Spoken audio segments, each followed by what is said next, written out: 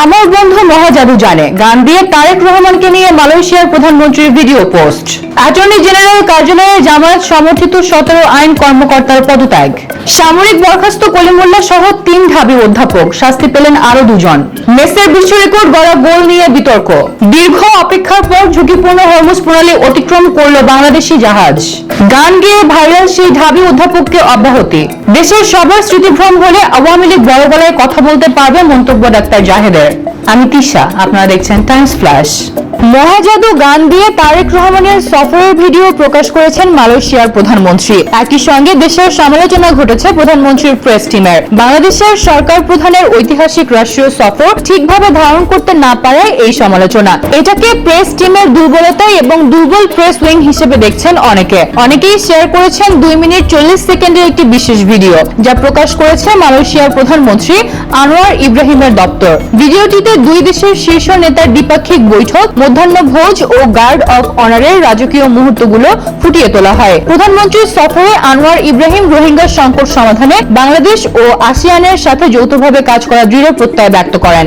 Attorney general কার্যালয়ে জামায়াত সমর্থিত 17 আইন কর্মকর্তার পদত্যাগ। জুলাই চার্টার বাস্তবায়ন, বিচার বিভাগের স্বাধীনতা এবং বিচারক নিয়োগ সংক্রান্ত বিষয়ে সরকারের অবস্থানের সঙ্গে মতপার্থক্যের কথা উল্লেখ করে অ্যাটর্নি জেনারেল কার্যালয়ের 17 জন আইন কর্মকর্তা পদত্যাগ করেছেন। পদত্যাগ পত্রে তারা বলেন, বর্তমান পরিস্থিতিতে নিজেদের বিবেকের কাছে দায়বদ্ধ থেকে দায়িত্ব পালন অব্যাহত রাখা তাদের পক্ষে সম্ভব নয়, তাই তারা অবিলম্বে কার্যকর হওয়ার শর্তে পদত্যাগ পত্র জমা দিয়েছেন। সাময়িক বরখাস্ত কলিমুল্লাহ সহ 3 ঢাবি অধ্যাপক, শাস্তি পেলেন আরো 2 জন।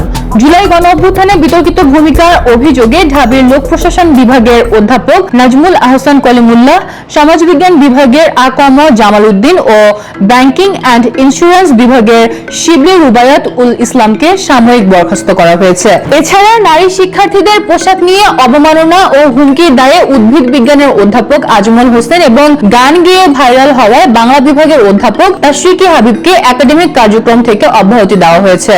মেসের বিশ্ব রেকর্ড গড়া গোল নিয়ে বিতর্ক শুরু হয়েছে ফুটবল বিশ্বে। অস্ট্রিয়ার বিরুদ্ধে জোড়া গোল করে মিরোস্লাভ ক্লোসাকে ছাড়িয়ে বিশ্বকাপের সর্বকালের সর্বোচ্চ গোলদাতা এখন লিওনেল মেসি। তবে অস্ট্রিয়ার বিপক্ষে তার প্রথম গোলটির ঠিক আগে আর্জেন্টিনার মিডফিল্ডার ম্যাক আলিস্টার বল স্পর্শ না করে প্রতিপক্ষের জাবের শ্লাগারকে ট্যাকল করে ফেলে দেন।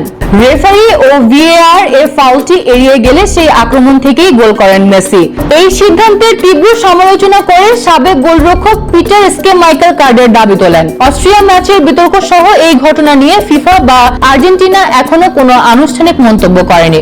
দীর্ঘ অপেক্ষার পর ঝুঁকিপূর্ণ হরমুজ প্রণালী অতিক্রম করল বাংলাদেশি জাহাজ এমভি বাংলার জয়যাত্রা। কার্গো জাহাজটি গত 18 এপ্রিল থেকে পারস্য উপসাগরে অবরুদ্ধ ছিল। বর্তমানে সরকারি তদারকি ও 31 নাবিকের সাহসিকতায় দীর্ঘ অনিশ্চয়তা কাটিয়ে জাহাজটি এখন সংযুক্ত আরব আমিরাতের ফুজাইরা বন্দরের দিকে অগ্রসর হচ্ছে। বিএসসি জানিয়েছে, সংকটকালেও বিকল্প বাণিজ্যিক পরিকল্পনায় সৌদি আরব থেকে 37,000 টন সার বোঝাই করায় জাহাজটির একদিনের ভাড়াও ব্যাহত হয়নি। বর্তমানে জাহাজের সব ক্রু সম্পূর্ণ সুস্থ ও নিরাপদ আছেন। গান গাওয়াই যেন কাল হলো আলোচিত সেই ঢাবি অধ্যাপক চৌধুরী মোহাম্মদ তাশরিকি হাবিবের। সামাজিক যোগাযোগ মাধ্যমে ভাইরাল হওয়ার পর তাকে সব ধরনের একাডেমিক কার্যক্রম থেকে অব্যাহতি দেওয়া হয়েছে। ঢাবি প্রশাসনের দাবি, তার গানের ভিডিও বিশ্ববিদ্যালয়ের ভাবমূর্তি ক্ষুণ্ণ করেছে। সম্প্রতি শাহ আব্দুল করিম জেমস ও ফজলুর রহমান বাবুর জনপ্রিয় গান গেয়ে ফেসবুকে ব্যাপক সাড়া ফেলেন তিনি। তবে তার এ ধরনের কর্মকাণ্ডে প্রশ্ন তোলেন ঢাবির শিক্ষক ও শিক্ষার্থীদের একাংশ।